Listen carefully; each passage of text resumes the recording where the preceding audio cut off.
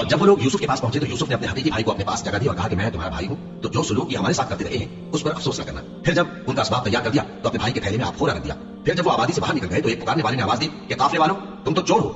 वो उनकी तरफ मुतवज्जे होकर कहने लगे कि तुम्हारी क्या चीज खोई गई है। वो बोले कि बादशाह का कटोरा खोया गया है और जो शख्स उसको लेके आए उसके लिए एक बार शुद्र इनाम, और मैं इसका जालिम हूँ। वो कहने लगे कि अल्लाह की कसम, तुमको मालूम है कि हम इस मुल्क में इसलिए नहीं आए कि खराबी करें और ना हम चोरी किया करते हैं। वो बोले कि अगर तुम झूठे निकले यानी चोरी साबित हुई तो उसकी सजा क्या?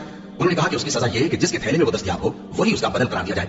हम जालिमों को यही सजा दिया करती है। फिर यूसुफ ने अपने भाई के थैले से पहले उनके थैलों को देखना शुरू किया, फिर अपने भाई के थैले में से उसको निकाल लिया। इस तरह हमने यूसुफ के लिए तदबीर की, वरना बादशाह के कानून के मुताबिक वो अपने भाई को ले नहीं सकते थे, मगर यह कि अल्लाह चाहे हम जिसके चाहते हैं दर्जे बुलंद करते हैं और हर इल्म वाले से बढ़कर एक बड़ा इल्म वाला है। राजा ने यूसुफ ने कहा कि अगर इसने चोरी की हो तो कुछ अजब नहीं कि इसके एक भाई ने भी पहले चोरी की थी, मगर यूसुफ ने उस बात को अपने दिल में मख्फी रखा। वो कहने लगे कि अजीज, इसके वालिद बहुत बूढ़े हैं और इससे बहुत मोहब्बत करते हैं, तो इसको छोड़ दीजिए और इसकी जगह हम में से किसी को रख लीजिए। हम देखते हैं कि आप एहसान करने वाले हैं। यूसुफ ने कहा कि अल्लाह पनाह में रखे कि जिस शख्स के पास हमने अपनी चीज पाई है उसके सिवा किसी और को पकड़ ले, ऐसा करे तो हम बड़े बेइंसाफ हैं। आखिर जब वो उससे नाउम्मीद हो गए तो अलग होकर सलाह करने लगे। सबसे बड़े ने कहा, क्या तुम नहीं जानते कि तुम्हारे वालिद ने तुमसे अल्लाह का अहद लिया है और इससे पहले भी तुम यूसुफ के बारे में कसूर कर चुके हो, तो जब तक वालिद साहब मुझे इजाजत न दें मैं तो इस जगह से हिलने का नहीं, या अल्लाह मेरे लिए कोई फैसला करे और वो सबसे बेहतर फैसला करने वाला है। तुम सब वालिद साहब के पास वापस जाओ और कहो कि अब्बा, आपके साहबजादे ने वहां जाकर चोरी की और हमने तो अपनी दानिश के मुताबिक आपसे उसके लिए आने का अहद किया था, मगर हम गैब की बातों के जानने और याद रखने वाले तो नहीं थे, और जिस बस्ती में हम ठहरे थे वहां से यानी अहले मिस्र से और जिस काफिले में आए हैं उससे दरियाफ्त कर लीजिए, और हम इस बयान में बिल्कुल सच्चे हैं